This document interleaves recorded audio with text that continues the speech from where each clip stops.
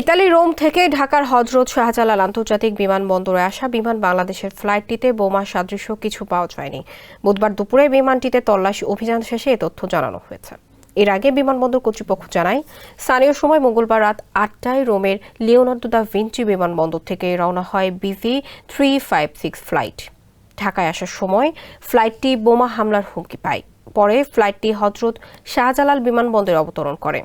এতে থাকা ২৫০ যাত্রী এবং ১৩ ক্রু সবাইকে নিরাপদে নামিয়ে টার্মিনালে পাঠায় বিমানবন্দর কর্তৃপক্ষ। এরপর বিমানটিকে ঘিরে রাখে আইনশৃঙ্খলা বাহিনীর সদস্যরা। পাশাপাশি পুরো বিমানবন্দরে নিরাপত্তা জোরদার করা হয়। ইডেন বে কক্সবাজার সমুদ্র সৈকতের উপর নিজেদের একটি ঠিকানা। মাত্র ৫ লাখ টাকায় আপনিও হয়ে যেতে পারেন এই হোটেলের মালিক। বিমানটিতে তল্লাশি শুরু করে বোম ডিসপোজাল ইউনিট। তারা জানায়, বিমানের ভেতরে সিট, করিডোর, টয়লেট, ক্যাফেতে তল্লাশি চালানো হয়। যাত্রীদের জরুরি ভিত্তিতে নামানো হলেও তাদের হ্যান্ড ব্যাগেজ প্লেনেই ছিল, সেগুলো একে একে তল্লাশি করা হয়।